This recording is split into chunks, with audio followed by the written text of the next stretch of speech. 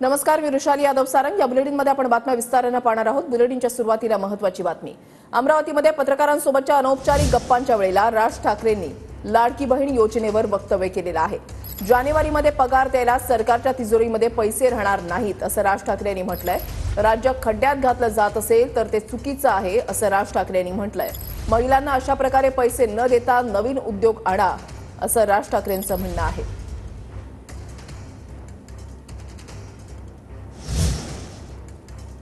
या अनौपचारिक गप्पांवेळी राज ठाकरे यांनी काय म्हटलंय तर ऑक्टोबरचा हप्ता दिल्यानंतर जानेवारीमध्ये पगार द्यायला सरकारच्या तिजोरीमध्ये पैसे नसणार। सत्ताधाऱ्यांच्या स्वार्थासाठी योजना तयार केल्या जात असतील तर त्याचा राज्यावर परिणाम होईल। राज्य खड्ड्यात घातलं जात असेल तर ते चुकीचं आहे। महिलांना अशा प्रकारे पैसे न देता नवीन उद्योग आणले पाहिजेत, रोजगार दिला पाहिजे। समाजातील कोणताही घटक फुकट काही मागत नाही।